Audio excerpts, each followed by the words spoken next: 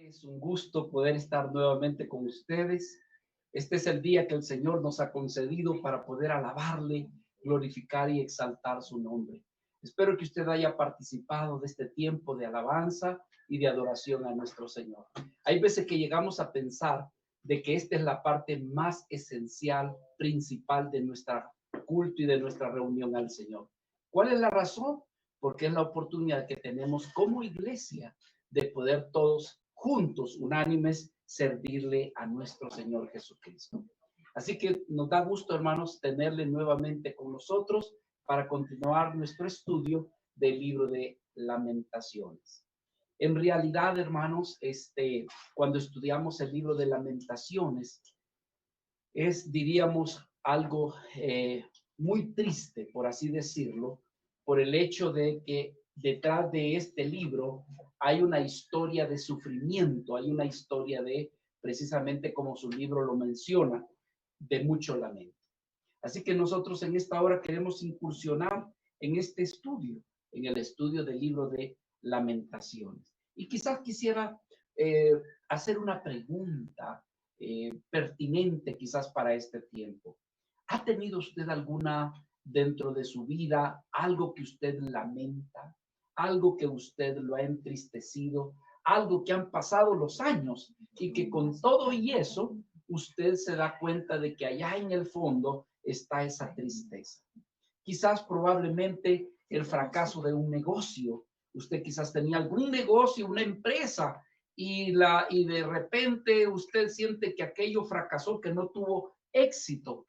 Hay personas que, por ejemplo, llegaron a tener el coche, el carro de su vida y de repente se lo robaron, lo perdió, tuvo un accidente y quedó en su vida ese lamento, esa tristeza por la pérdida. ¿Qué le ha producido a usted alguna vez lamento y tristeza?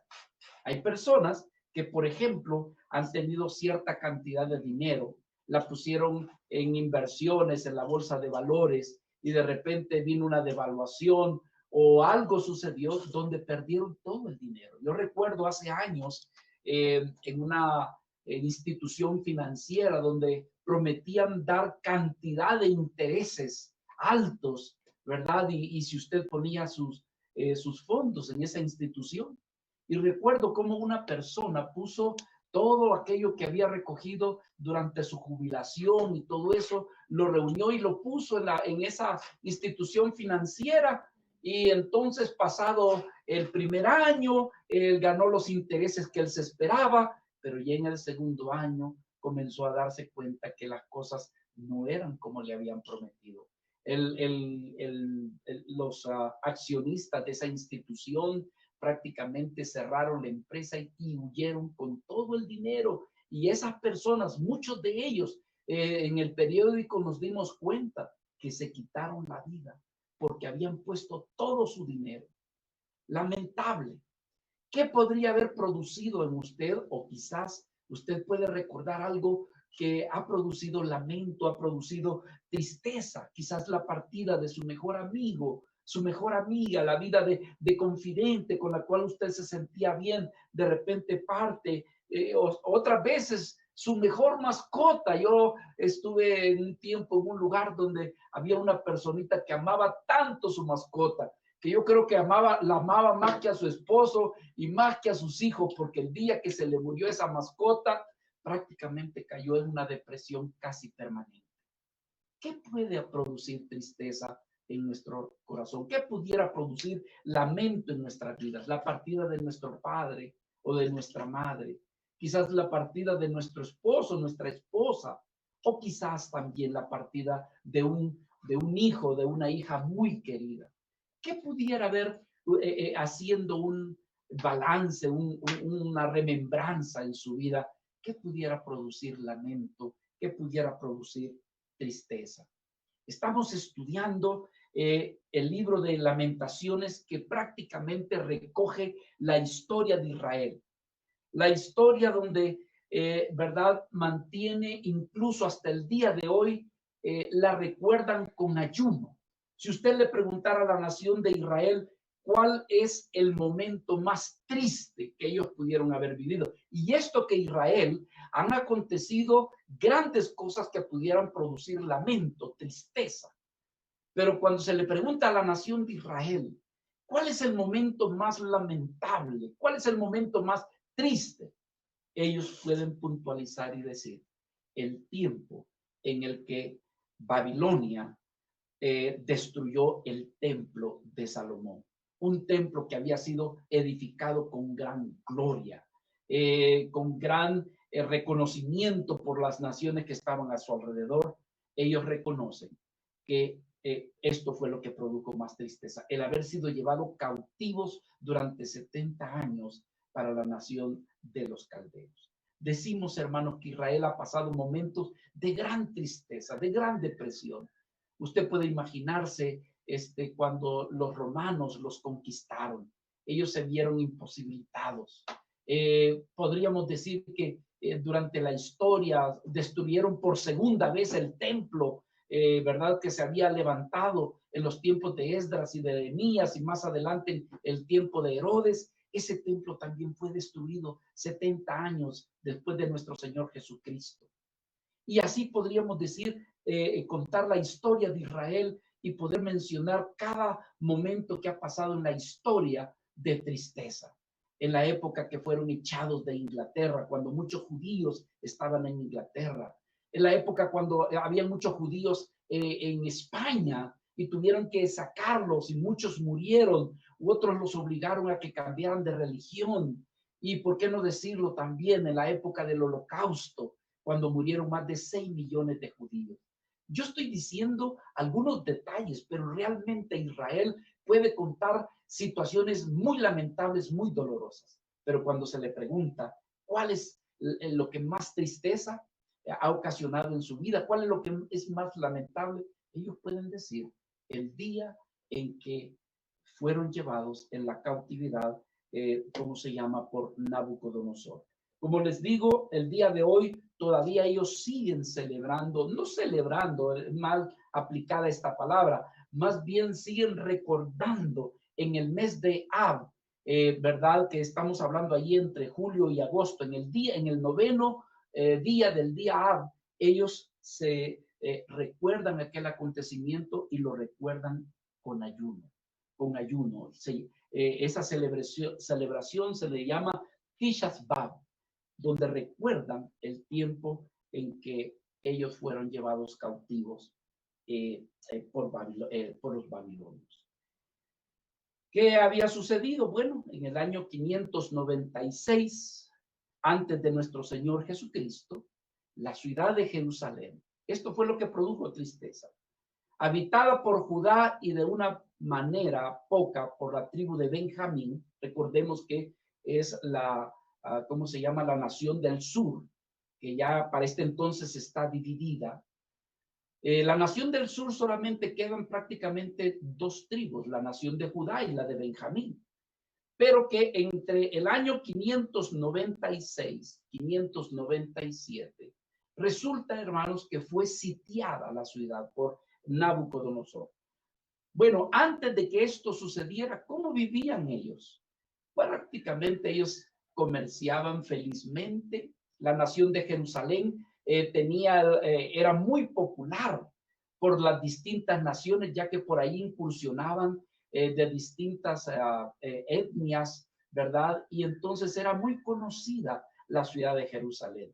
Quizás hoy en día, en nuestro tiempo, hay ciudades muy conocidas donde se compra, se vende, se divierte. Ciudades quizás como España, quizás allá como Francia, como Italia, como Nueva York, Estados Unidos, países muy populares. La nación de Judá era una nación como esa. Políticamente podría decirse que el rey Sedequías y toda la nación gozaban de una gran diplomacia con la nación de Egipto.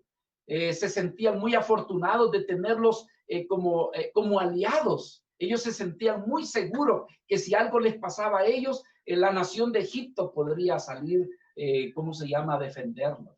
En el aspecto religioso, bueno, ¿qué le puedo decir?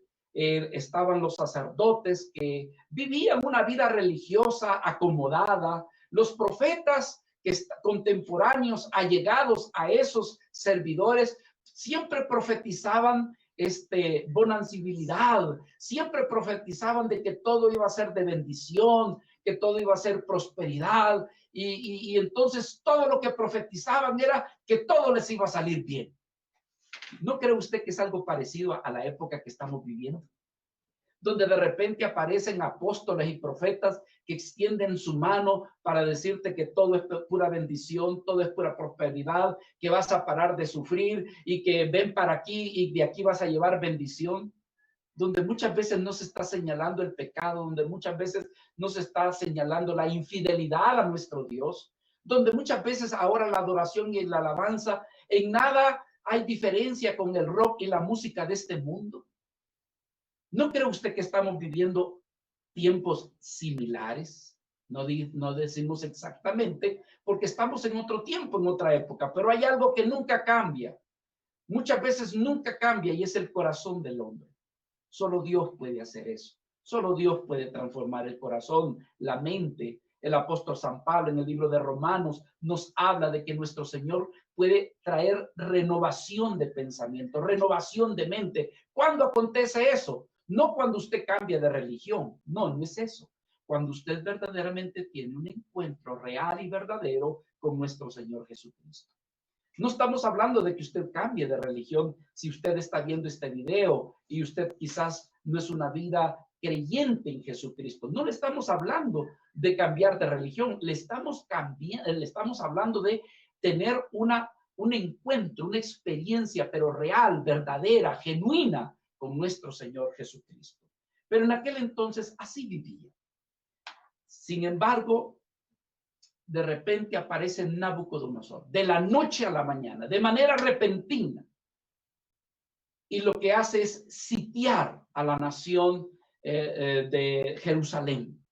Y allí prácticamente por casi un año y medio, estamos hablando de los años 587 al 586. Recuerde que cuando hablamos en el Antiguo Testamento, hablamos a la inversa de los años, ¿verdad? Porque estamos hablando antes de nuestro Señor Jesucristo. Entonces, entre el año 587, 586, Nabucodonosor sitió y no dejaba que nadie saliera ni que nadie entrara. Ahí sí se podía decir, nadie salga de su casa, ¿verdad? Porque estaban tan sitiados y nadie dejaba que saliera fuera de los muros. Usted tiene idea que ellos estaban acostumbrados a salir de paseo, a comprar, vender, y de repente son sitiados. No más comida, no más agua, no más de comprar y vender, no se movían. Y esto fue durante más de un año prácticamente como año 4 o 5 meses, donde esta nación comenzó a verse en gran dificultades. Ya no podían tener la comida que ellos tenían, el agua comenzó a escasear, obviamente enfermedades también comenzaron a experimentar. ¿Qué les podemos decir? Sino que habían caído en una gran calamidad. Así que, ¿por qué les vino esta calamidad? Cualquiera diría, bueno, porque se rebelaron contra Nabucodonosor. No, mis amados hermanos, prácticamente la rebelión no fue contra Nabucodonosor, fue contra nuestro Señor. Hay por lo menos 6 cosas que quiero recordarles. ¿Por qué razón es que le vino el juicio a esta nación? En primer lugar, porque abandonaron a Dios. Uno puede llegar a creer en Dios, pero abandonar a Dios. No les importó la nación, ni al rey no le importó la palabra, no le importaron los mandamientos del Señor. Y lo segundo que podríamos decir es que hubo un menosprecio a la palabra del Señor. Mis amados hermanos, usted y yo como iglesia, como cuerpo del Señor, somos llamados a conocer y andar en los mandamientos de la palabra de Dios. Es muy lamentable que existan creyentes que han pasado los años y hermanos, estamos hablando de creyentes de 5, 10, 15, 20, 30 años y nunca han tenido el privilegio de poder leer toda la palabra de Dios. pueden decir y ufanarse, decir, yo soy cristiano de tantos años. La pregunta es, ¿y cuánto tiempo le has meditado a la palabra de Dios? Encontramos aquí que este pueblo, aparte de que le dieron la espalda a Dios, menospreciaron la palabra del Señor. Por otro lado, también mataron y menospreciaron a los verdaderos profetas que Dios enviaba, porque en aquel entonces habían verdaderos profetas, pero también habían falsos profetas. De hecho, podemos decir que la culpa por causa de que el pueblo del Señor se haya desviado, se responsabiliza a los sacerdotes y también a esos falsos profetas. Hoy en día podemos estar cayendo en esa gravedad donde la iglesia está siendo desviada de su amor y su fidelidad al Señor para ir en pos de su bienestar, donde se le profetice pura bendición, puro bienestar, pura prosperidad, donde se te quitan ciertas cosas para que seas feliz. Nos estamos volviendo una iglesia egocéntrica, humanista. Que entonces, mis amados hermanos, a los verdaderos profetas que señalan el pecado, que señalan la infidelidad, que ponen el dedo en la llaga, a esos los apagamos. De esos no queremos leer libros, a esos no los queremos escuchar. Son muy legalistas. Son vidas que realmente son negativos, son vidas que no te ayudan a prosperar. Sin embargo, hermanos, están señalando y mostrando la palabra de Dios. Es lo que encontramos. ¿Qué sucedió en aquel entonces? Pecaron contra Dios. Por supuesto que cuando se habla solamente de bendición, prosperidad, el corazón nuestro es tan engañoso que de repente podemos caer en el pecado y podemos abusar de lo que sería la gracia que Dios nos ha dado. Hay veces que es preferible. Mejor, hermanos, no estoy negando la bendición de la gracia. Bendecimos a Dios porque ahora no es por obras, no es por la ley, sino que es por la gracia. Pero hay veces que tenemos que señalar, hermanos, el pecado para mostrar que estamos quebrantando los mandamientos y que estamos ofendiendo el corazón de nuestro Señor. Pecaron contra Dios. Su pecado fue tan grande que fue más grande inclusive que el pecado de Sodoma, porque podríamos ver nosotros aquí en el capítulo 4, si ustedes tienen su Biblia, el Señor amonestaba a este pueblo porque su pecado había llegado a ser como el pecado de Sodoma. Dice aquí la palabra del Señor que en el capítulo 1 y en el versículo 8 nos habla de que el pecado abundó de tal manera que entonces dice que el Señor dijo que el pecado que ellos habían cometido inclusive era más grande que el pecado de Sodoma. Es tremendo, mis hermanos, que el mismo pueblo que era el pueblo del Señor ahora es acusado como que si fuera pecado de Sodoma. Algunos han dicho que Dios tendría que disculparse con Sodoma por haberle permitido, ¿cómo se llama? Al pueblo de Israel, ¿cómo se llama? Cometiera tantos pecados y no tanto como los de Sodoma. Es aquí en Lamentaciones, capítulo 4. Déjenme buscarlo por un instante. Versículo 6. Dice, porque se aumentó la iniquidad de la hija de mi pueblo más que el pecado. Escuche ustedes, más que el pecado de Sodoma. Ese era el reclamo. Por eso es que el Señor mandó esa peste, perdón, no peste, sino calamidad, o dijéramos, hermanos, cautividad para la nación. Se rebelaron y se opusieron contra Dios. Hay veces que nosotros, los cristianos, cuando las cosas no nos salen bien, cuando no estamos teniendo la prosperidad que nosotros nos imaginábamos que íbamos a tener, entonces, hermanos, nos volvemos fríos para con Dios. Ya no queremos asistir a la iglesia, como que si nosotros pudiéramos castigar a Dios solamente porque Él no nos ha bendecido. Dejamos de leer su palabra, abandonamos la oración, nos abrimos más a la mundanalidad, le damos más lugar al pecado. ¿Qué es eso? Es rebelarnos contra Dios. Si usted se está sintiendo que no está prosperando, que usted entre más se acerca a Dios, usted siente que las cosas no están saliendo bien. Mi amado hermano, no se desanime, no se rebele contra Dios. Dios lo que quizás está haciendo es probando su fe. Como decía ya en aquella escritura en el libro de Deuteronomio, por todo este tiempo, decía el Señor, te he traído en el desierto, has aguantado hambre, pero todo esto lo he hecho para probar tu corazón, si realmente tú me habrías de amar. No es para rebelarnos. Esta nación que sucedió, se rebelaron y por eso es que vino la calamidad. Pero por otro lado pusieron su confianza en sí mismo y en otras personas.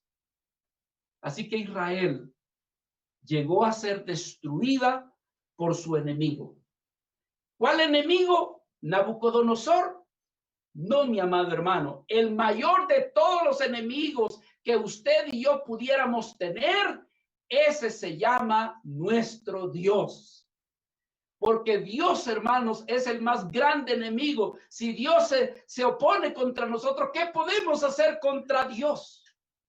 Vea lo que la palabra del Señor dice aquí en el capítulo 2 y versículo 5, donde se nos presenta a Dios como el mayor de nuestros enemigos. Cuando Dios se pone como nuestros enemigos, cuando nos rebelamos, cuando le damos la espalda a Dios, cuando no nos importa a Dios, cuando nuestro amor no está por el Señor, Dios puede volverse nuestro enemigo. Él se aira, Él se enoja contra la rebelión y el pecado de su pueblo.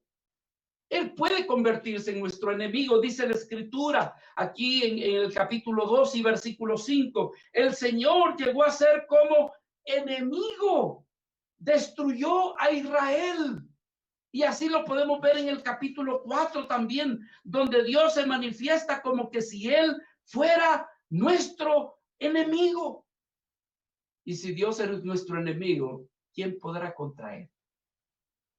Mi amado hermano, si usted ha creído en Cristo, Dios es su Padre. Pero hermanos, los hijos deben de parecerse, por lo menos en algo, a su Padre. ¿No cree usted eso? ¿No cree usted que si usted es un hijo debiera de parecerse a su Padre? Y una de las características de nuestro amado Dios es que Él es santo, que Él aborrece el pecado. Así que, hermano, no le estoy diciendo de que usted y yo no pecamos, por supuesto. Como decía el apóstol Pablo, de todos los pecadores yo soy el número 1. Pero ¿qué desea Dios cuando en realidad usted es una vida de Dios? Que usted pueda arrepentirse, que usted pueda dolerse por el pecado, que usted pueda pedirle perdón al Señor, e enmendar con la gracia y con su ayuda el camino que el Señor le ofrece. Ahora, ¿por qué estamos estudiando el libro de Lamentaciones? Hoy vamos a incursionar en el capítulo 4. ¿Por qué estamos estudiando Lamentaciones? Digamos primeramente, hermanos, que Dios nos ha dejado en las Escrituras el libro de Lamentaciones para que nosotros podamos ser enseñados, para que nosotros podamos ser convencidos de que nuestro andar debe de ser un andar diferente, para que seamos corregidos. Es decir, que si nosotros estamos haciendo algo, por ejemplo, esto de la pandemia, esto de la calamidad que nos ha venido del coronavirus, que está a nivel mundial, ¿cree usted que Dios esto lo envía por casualidad? Tanto al mundo que no es cristiano, tanto aquellas vidas que no han confesado creer en el Señor, déjenme decirle que con esto Dios está llamando la atención. Pero para nosotros los creyentes, para nosotros la iglesia del Señor, también el Señor nos está mandando un mensaje. Y es para que examinemos nuestros caminos. Segunda de Timoteo, capítulo 3, versículo 16, dice que la palabra de Dios, las escrituras, han sido inspiradas por el Señor y que en nuestras vidas son útiles para ser enseñados, para ser convencidos, redarguidos, para que nuestros pasos sean corregidos, para instruirnos a fin de que nuestra vida sea preparada para toda buena obra, dice el Señor en su palabra. Así que, ¿por qué estamos estudiando Lamentaciones? ¿Por qué estudiamos estas escrituras? Porque son útiles para nosotros, para que no cometamos los mismos errores que ellos cometieron y que si los cometemos, mis hermanos, y que si usted ha cometido alguna de estas faltas, digámosle: Padre mío, envía sobre mí espíritu de arrepentimiento, dame de tu gracia para que mi corazón pueda volverme a ti, Señor. De repente me he sentido que no tengo deseo de orar, no tengo deseo de leer la Biblia, no tengo deseo de volver a la iglesia. Señor, concédeme arrepentimiento porque soy tu hijo, soy tu hija. Entonces, mis hermanos, ¿por qué necesitamos estudiar el libro de Lamentaciones? El apóstol Pablo en el libro de Romanos, capítulo 15, versículo 4, nos dice: porque las cosas que se escribieron antes para nuestra enseñanza, para nosotros se han escrito, a fin de que por la paciencia y la consolación de las escrituras tengamos esperanza. O como dice el apóstol Pablo también en el Primera de Corintios, capítulo 10, sé que tal vez podría estarme saliendo un poquito del contexto, porque esto está a la luz del tiempo con Moisés, cuando el pueblo anduvo en el desierto, pero con todo y eso también nos atañe a nosotros, cuando dice en el versículo 11: y estas cosas les acontecieron a ellos como ejemplo y están escritas para amonestarnos a nosotros, a quienes han alcanzado los fines de los siglos. Así que dice que el que piense estar firme, mejor mire que no caiga. Así que, ¿por qué estudiar el libro de Lamentaciones? Para pedirle a Dios, para mirar en las escrituras y pedir la gracia de Dios de que no podamos caer en los mismos errores que ellos cayeron en aquel entonces. Pero hay una parte esencial, hay una parte medular de por qué estudiar el libro de Lamentaciones.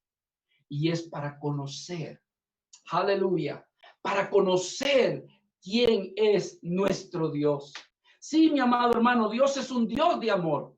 Dios es un Dios de misericordia. Dios es un Dios de paciencia. Dios es un Dios de bondad. Pero no se le olvide que ese Dios en el que usted ha creído es un Dios que es santo, que aborrece la maldad y que dice la palabra que Él es fuego consumidor y que Él se aira, es decir, que Él se enoja por causa del pecado. Como decíamos en el estudio del domingo anterior, en realidad no hemos sido consumidos porque su misericordia ha permanecido. ¿Cuántas veces usted y yo no le fallamos al Señor? Menos mal de que Dios no se cobra con nosotros conforme a la ley. Gracias a Dios por nuestro Señor Jesucristo. Gracias a Dios porque en esa cruz Él llevó nuestras rebeliones, nuestro pecado. Pero, amados hermanos, no tengamos en poco la gracia de Dios. Amemos el sacrificio que Cristo, nuestro amado Señor, hizo por nosotros, que es por causa de Él y de su obra en la cruz del Calvario, que en realidad nuestras vidas no son consumidas.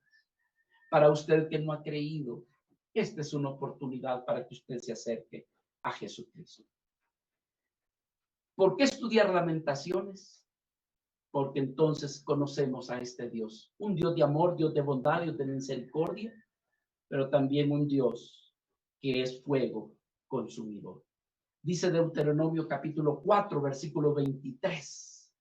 En el Antiguo Testamento dice: guardaos, no os olvidéis del pacto de Jehová vuestro Dios, que Él estableció con vosotros.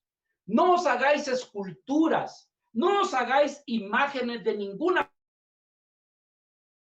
Te ha prohibido. Y dice, en otras palabras, no seas desobediente. Pero el versículo 24 dice: porque Jehová tu Dios es fuego consumador y Dios celoso. Esto es lo que muchas veces nadie quiere oír. Dios quiere oír: Dios es amor. La gente quiere oír: Dios es misericordioso. Pero ¿qué del otro lado de la moneda? ¿Qué del celo del Señor? ¿Qué del fuego consumidor? Ay, hermano, pero eso es del Antiguo Testamento. Y si eso es del Antiguo Testamento, ¿por qué el escritor de los Hebreos lo atrae en el tiempo del Nuevo Testamento? Hebreos capítulo 12, versículo 29. Porque nuestro Dios es fuego consumidor. Esto del fuego consumidor era del Antiguo Testamento, pero ahora ¿por qué un escritor del Nuevo Testamento, un escritor de la gracia, un escritor en la época del sacrificio de Cristo, de repente habla y dice, porque Dios es fuego consumidor? Él no va a pasar por alto la desobediencia y la rebelión de sus hijos, a menos de que no seamos sus hijos.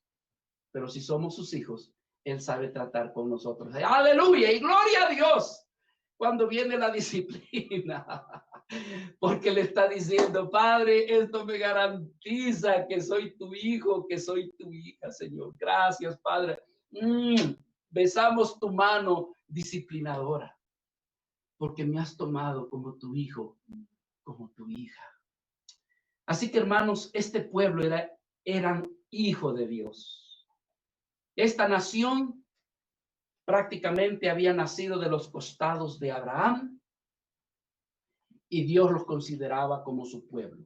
El pacto estaba con ellos. Entonces, ¿por qué razón es que ellos fueron llevados cautivos? Bueno, hemos visto 6, 7 razones, pero hemos dicho que el versículo 36, capítulo 36 de Segunda de Crónicas, lo sintetiza de tal manera, hermanos, que presenta la razón de la cautividad. Dice así la escritura, Segunda de Crónicas, capítulo 36, versículo del 11 en adelante. De 21 años era Sedequías cuando comenzó a reinar, y 11 años reinó en Jerusalén. Pero vea, dice el versículo 12, e hizo lo malo ante los ojos de Jehová, su Dios. Es decir, que Sedequías podía decir, yo tengo un Dios. Como hay gente que dice, mi Dios. Sí, pero ¿cómo estás viviendo con ese tu Dios? ¿Hay coherencia en que tú has creído en Dios? Como por ejemplo, estaba yo viendo un video el día de hoy, que decía, no, el día de ayer, que una mujer decía, tu cuerpo es tuyo. Tú puedes hacer con tu cuerpo lo que tú quieras, a ti te pertenece. Y por último termina diciendo que Dios te bendiga. No hay coherencia. Por un lado está diciendo, puedes hacer con tu cuerpo lo que te da la gana. Pero la pregunta es, ¿quién te dio ese cuerpo? ¿Quién es el creador de ese cuerpo? Ese cuerpo le pertenece a Dios. Y si tú eres creyente, si has puesto tu confianza en el Señor, déjame decirte que Dios te dice que ese cuerpo no te pertenece, que es templo del Espíritu Santo, casa y morada de Dios, y que te ha dado ese cuerpo para que tú glorifiques el nombre santo de nuestro Señor. Entonces, hermanos, hay gente que anda diciendo, mi Dios por aquí, mi Jesús por allá, pero ¿cómo vive su vida? Sin coherencia con las escrituras, sin coherencia con la palabra del Señor. Sedequías dice que se rebeló contra su Dios y no se humilló delante del profeta Jeremías que le hablaba de parte de Jehová. Se rebeló a sí mismo contra Nabucodonosor, el cual había jurado por Dios y endurecido su cerviz, y obstinó su corazón para no volverse a Jehová, el Dios de Israel. Se obstinó para no regresar. Si tú te has apartado de los caminos del Señor, vuelve, mi hermano, vuelve, mi hermana. No te rebeles contra Dios, porque después vienen los ayes. Ay, por lo que me está pasando. ¿Dónde está Dios? Más bien, ¿dónde está tu corazón? Esta vida se endureció su corazón, endureció su cerviz, obstinó su corazón para no volverse a Jehová, el Dios de Israel. Versículo 14, también, juntamente con él, todos los principales sacerdotes, y también juntamente con el sacerdote, el pueblo. Y dice que todos ellos aumentaron la iniquidad, siguiendo todas las abominaciones de las naciones y contaminando la casa de Jehová, la cual él había santificado en Jerusalén. Y Jehová, el Dios de sus padres, envió constantemente la palabra de Dios a ellos por medio de sus mensajeros. ¿Por qué? Porque él tenía misericordia de su pueblo, él tenía misericordia de su habitación, mas ellos hacían escarnio de los mensajeros de Dios y menospreciaban sus palabras, burlándose de sus profetas. hasta que dice que subió la ira de Jehová contra su pueblo y no hubo ya más remedio. No hubo remedio. Entonces Dios disciplinó. Dios disciplinó a su pueblo llevándoles en cautividad por medio del rey Nabucodonosor. Es increíble que el Señor les mostró cómo sería la disciplina. Como que Dios, cuando va a utilizar la vara, dice cuánto nos va a caer. Abraham le dijo, ¿sabes qué, Abraham? Van a estar 400 años esclavos en Egipto. ¿Sabe qué le dijo a Sedequías a través del profeta Jeremías? Van a ser 70 años. Y Dios lo cumplió. Dios cumplió. Mis hermanos, yo creo que así deberíamos de educar a nuestros hijos. Sé que hoy en la modernidad que estamos viviendo, nos queremos, la sociedad, la psicología y la modernidad nos habla de que nosotros no debemos de darle vara a nuestros hijos. Sin embargo, quiero decirle, mi amado hermano, por toda la escritura se nos habla de que a nuestros hijos en determinado momento de su rebelión debemos de aplicar la vara. Ah, no, eso a ese pastor hay que quitarlo porque está hablando, es un retrógrada, es un anticuado. Yo quiero decirles algo, hermanos. La palabra de Dios es vigente. ¿Qué quiere decir que es vigente? Que la palabra de Dios es de ayer, de hoy y de mañana. Es para siempre. Dios sigue siendo el mismo. Y hermanos, nosotros debiéramos, cuando nuestros hijos se rebelan en desobediencia, hay un libro que yo les recomiendo, hermanos, cómo criar a hijos felices y obedientes. Hay 4 características allí que los padres de familia debiéramos de estudiar, principios que tenemos de cómo debe de ser aplicada la vara. Pero una de las cosas que debiéramos de decirle a nuestros hijos, te van a caer 2, te van a caer 3. Te van a caer 5 y no más. No darlo con enojo, no darlo con ira, sino darlo con amor. Y después de la disciplina, que venga entonces la restauración. Así es nuestro Dios. Dios disciplinó. ¿Cree usted que los aborreció y dijo, hoy me los termino? No. Después el Señor, con su gracia, también los restauró. Solamente le dijo, van a ser 70. Y se cumplieron los 70 cuando el rey Ciro, rey de Persia, vino y en una sola noche conquistó Babilonia, destruyó a Nabucodonosor y después decretaría libertad a todos los que habían quedado cautivos. Mis amados hermanos, el tiempo casi se nos acaba y ni siquiera hemos comenzado con el capítulo 4 del libro de Lamentaciones.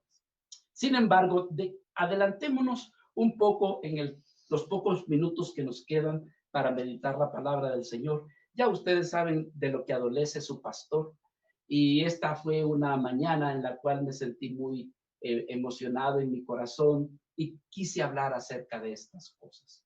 Pero, ¿cómo le titularíamos al mensaje, a la enseñanza de esta hora?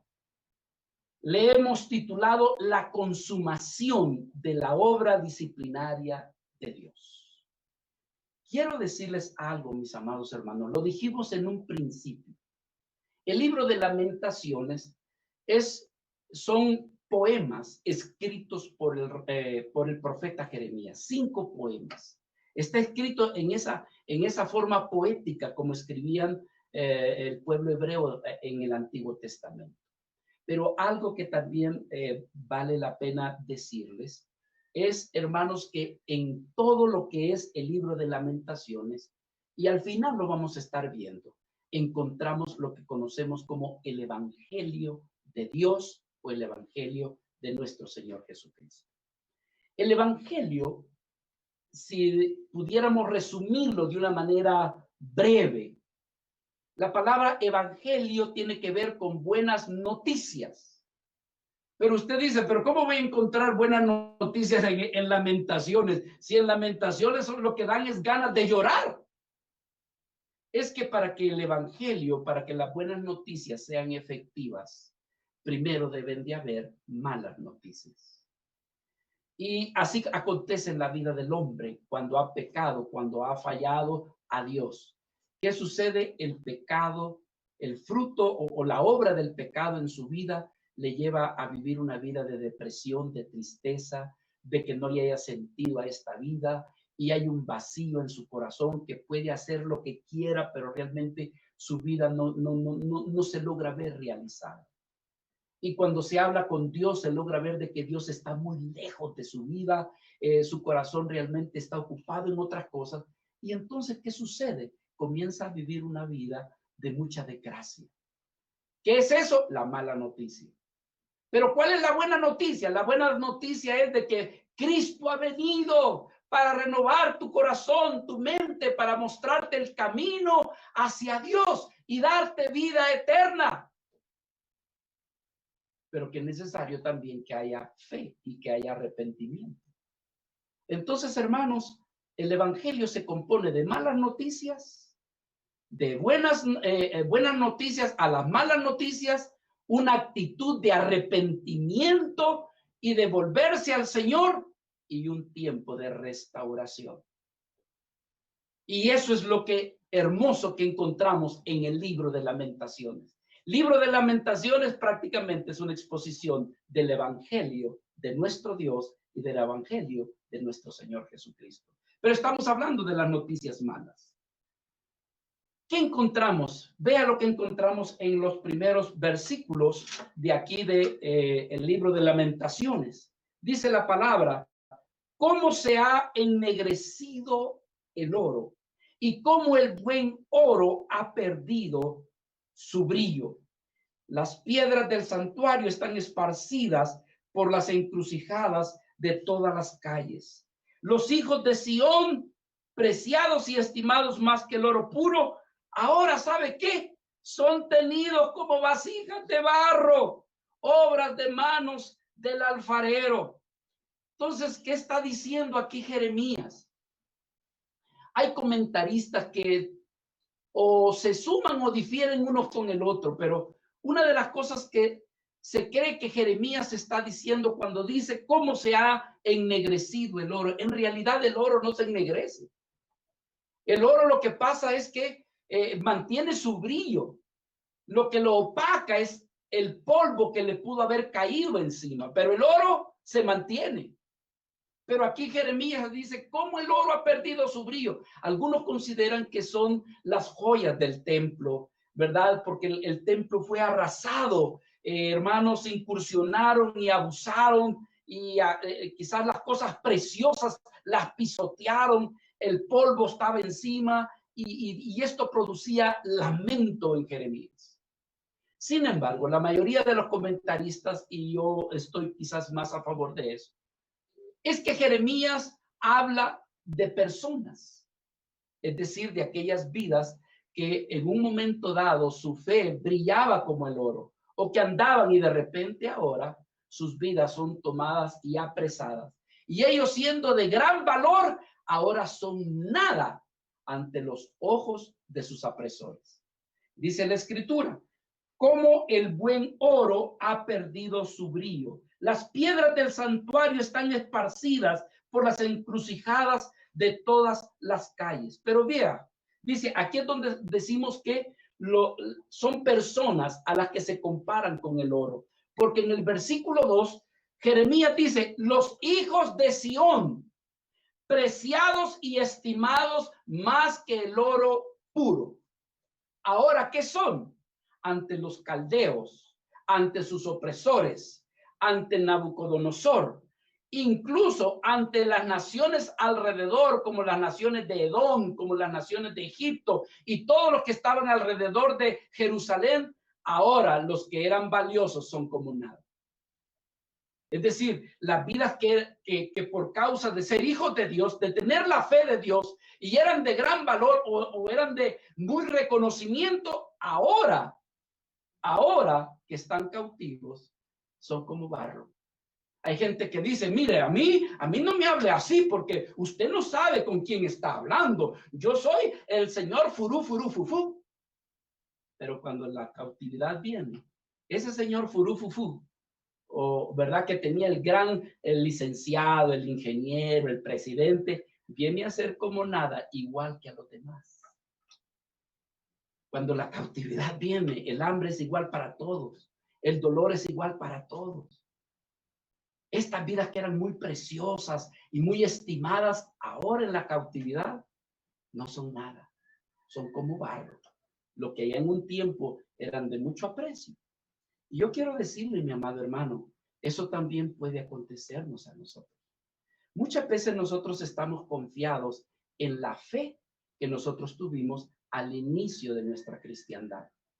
Y muchas veces nos hemos visto avivado, como decía el apóstol Pedro allá en su primera carta. Vuestra fe, que es mucho más grande, dice, que el oro. Es decir, nuestras vidas como cristianos ante los ojos de Dios somos oro, hermanos, porque la vida divina está en nosotros. Cosas celestiales han venido a nuestras vidas. Sin embargo, cuando nos comenzamos a descuidar y comenzamos a darle la bienvenida a las cosas del mundo, cuando nuestra vida realmente poco a poco dejan de apreciar a Dios y a nuestro Señor Jesucristo, de repente el pecado, la carne, la mundanalidad va tomando, ganando terreno en nuestra vida. Y lo que antes éramos cristianos, que brillábamos como oro, de repente nos podemos ver opacados por las obras de la carne en nuestra vida. Así acontecía en aquel entonces. Ellos se vieron opacados. ¿Opacados por qué? Porque el pecado había venido sobre sus vidas y que ahora estaban llevando y siendo cautivos a la nación de los caldeos. Mis amados hermanos, vamos a quedar hasta aquí con esta reflexión. Vamos en la próxima oportunidad, pero antes quisiéramos concluir, antes quizás quisiéramos reflexionar para llevar al final de esta administración en esta hora. ¿Qué aprendemos, hermanos, de todo esto?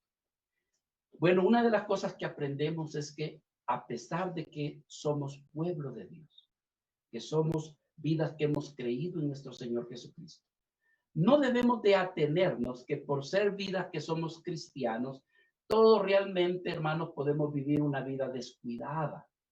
No, amados hermanos, ya que somos hijos de Dios, debemos de pedir el favor y la gracia de nuestro Señor para que nuestras vidas puedan vivir justas, limpias y santamente delante del Señor.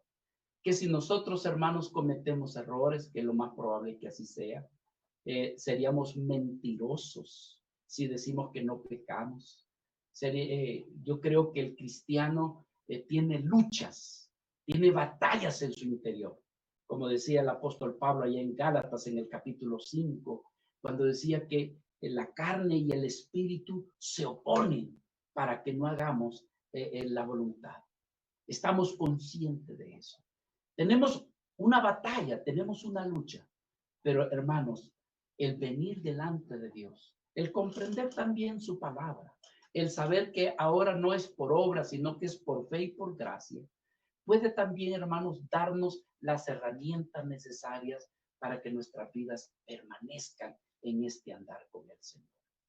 Lo que sí comprendemos es que Dios se aira por el pecado.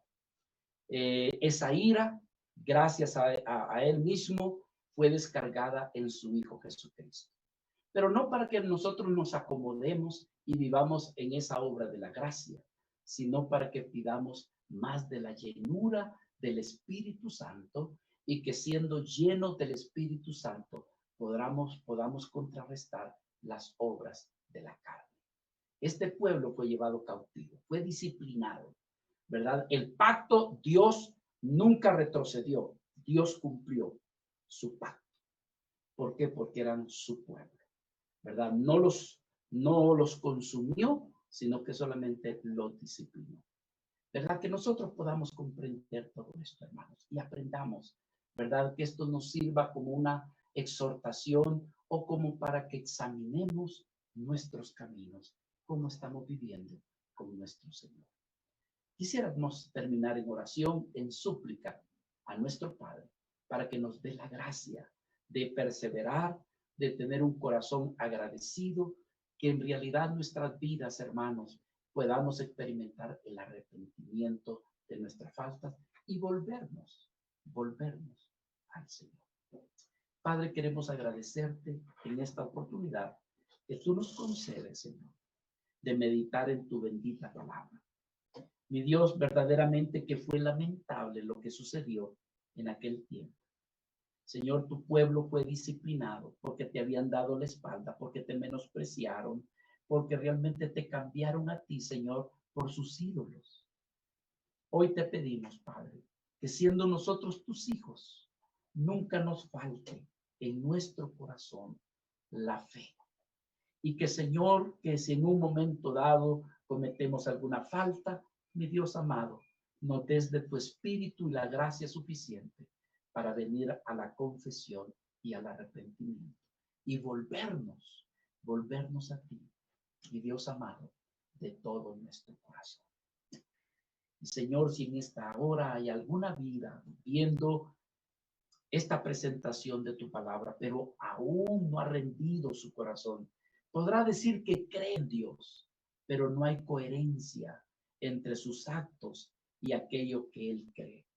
Pero que en esta hora tú le des la fe suficiente para que le dé lugar a tu Hijo Jesucristo, que lo reconozca a él como el único y suficiente Salvador de su vida, que comprenda que ha pecado contra él, pero que Dios da provisión para perdonarnos a través del sacrificio de Cristo.